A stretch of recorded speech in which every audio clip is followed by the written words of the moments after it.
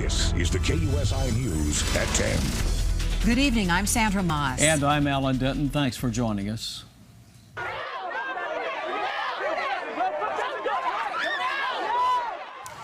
After mostly peaceful demonstrations, this third night of protests over Tuesday's police shooting turned violent in the heart of El Cajon. Tonight, the mother of the man shot and killed by officers is speaking out, calling for justice and for peace.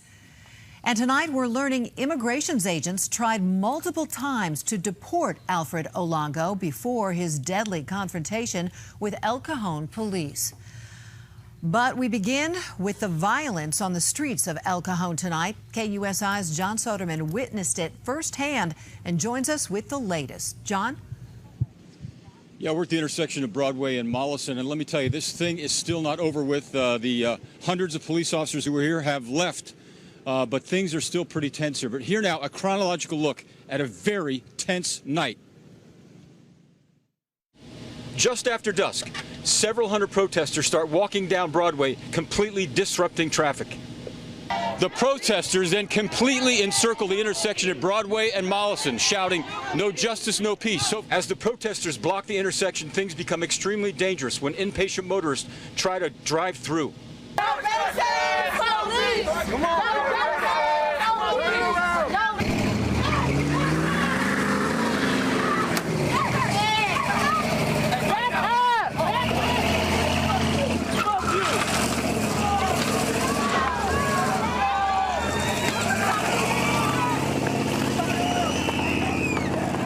At one point, a motorcyclist trying to get through the intersection is knocked to the pavement.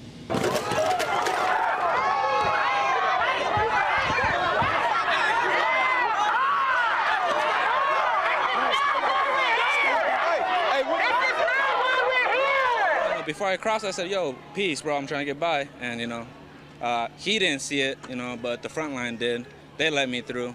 He didn't. But, it's just, it's communication is what we need here, sir. Finally, police arrive and start to move in on the protesters.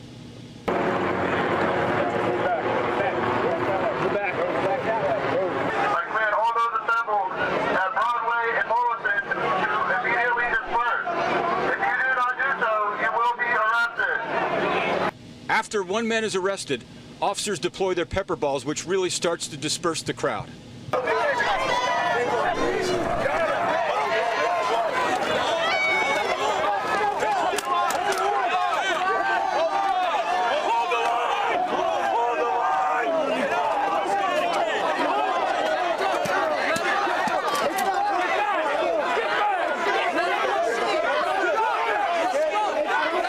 Another man is arrested when he spits in an officer's face.